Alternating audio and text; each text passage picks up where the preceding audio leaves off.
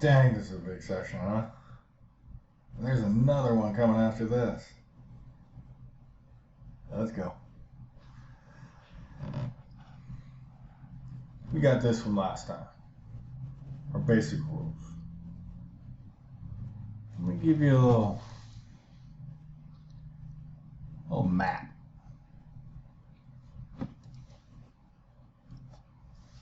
Students have told me this has been quite helpful. These maps saying if your angle starts in the second quadrant and you're using this game with sine inverse of sine, you're going to end up just taking its reference angle and putting it in the first quadrant, giving you a positive answer. Say you were to have an angle like 7 pi over 6. Its reference angle would be pi over 6. But this would map to the fourth quadrant, so we wouldn't say positive pi over 6. We'd say the answer is negative pi over 6.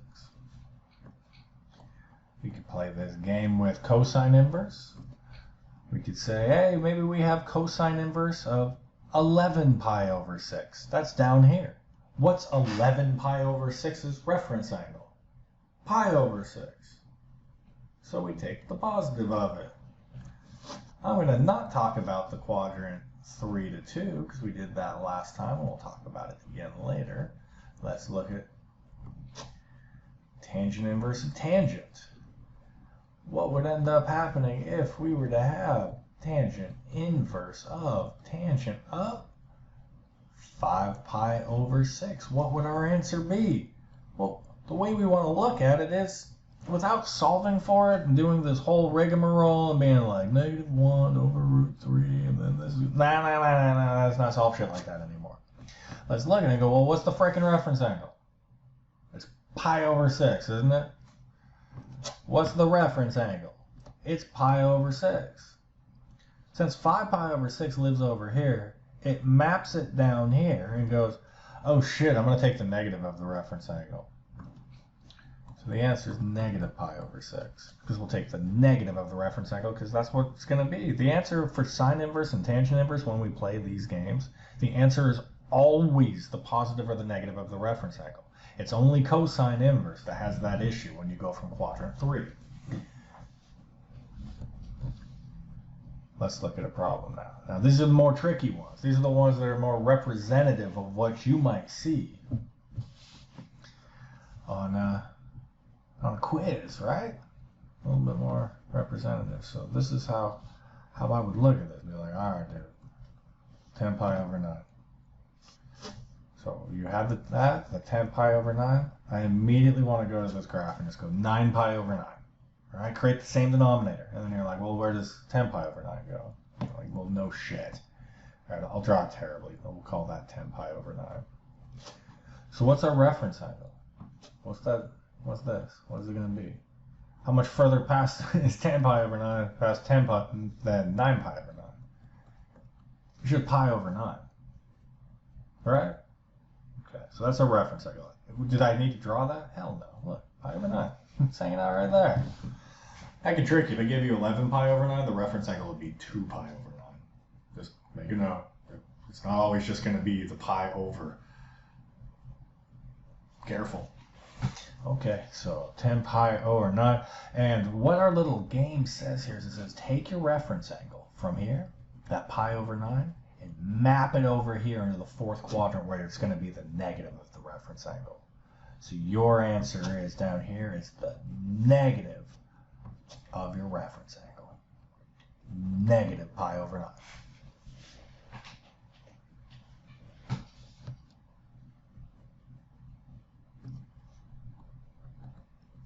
Sine inverse of sine of 7 pi over 9. So move all this shit stuff.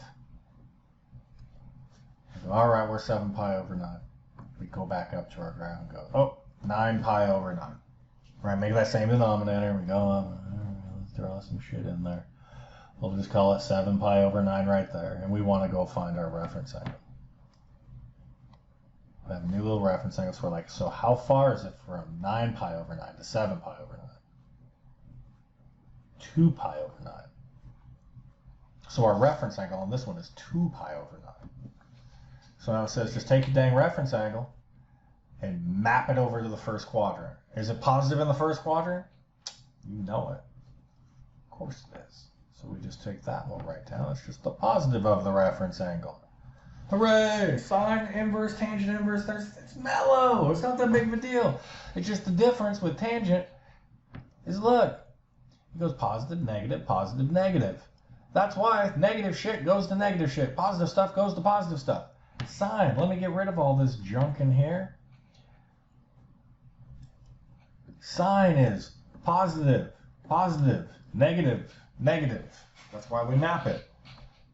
Cosine is positive, negative, negative, positive. So it always maps. When I say maps, it's going to take this angle and do something to it. And we talk about the reference angle in that quadrant. That's a better way of saying it. It's always going to be the reference angle, or it's going to have the reference angle in that quadrant. All right. Let's try a little tougher one. Let's go tangent inverse. A tangent of, let's get weird. You know what I mean? Let's get a little bit weird. Let's call it 13 pi over 10. See if we can. Oh, no. Negative 13 pi over 10. Yeah, let's get weird. Let's get weird. You can do it. So this is how I do it. Oh, like, where's negative 13 pi over 10? First off, I take negative 13 pi over 10 and say, screw you, I want a positive number.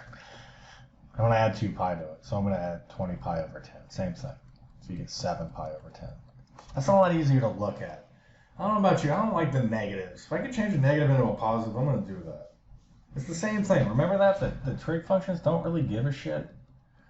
They don't care if it's coterminal. That's all they care about is if it's coterminal. They don't care how many times you spun around in a circle. So this is the same thing. I don't like that negative. I want to know where it's at. Maybe you're fine with it. So we know we're only here from negative pi over 2 to pi over 2. Those could be the only answers we can get.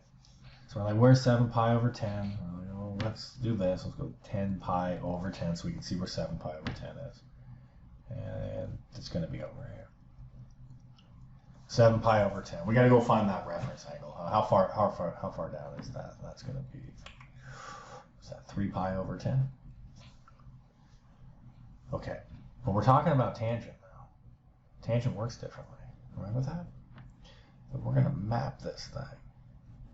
Since we're in the second quadrant where tangent is negative, we're going to map that sucker on down to the fourth quadrant where we're going to take the negative of the reference angle.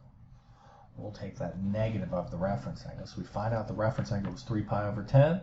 We're going to say our answer is negative 3 pi over 10. Now to address the elephant in the room, let's deal with cosine inverse.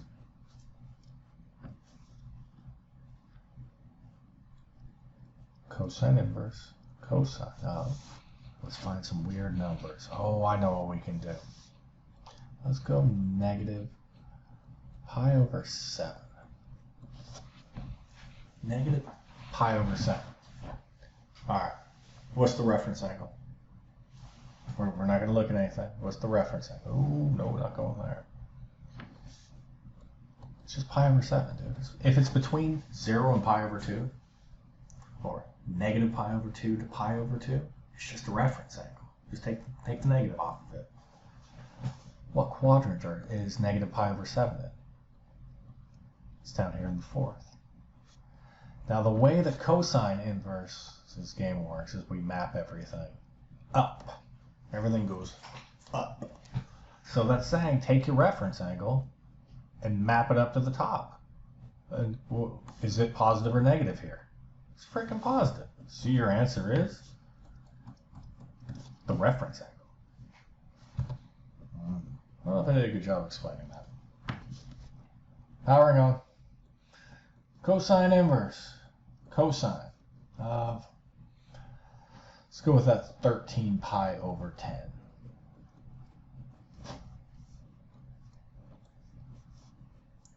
Let's do this. Pi over 2, 0. So we can only have things in here. We have anything down in the third quadrant where 13 pi over 10 is. We got to take it and we got to map it up to the second quadrant. But it's not, that's going to be the one where it's not the damn reference angle.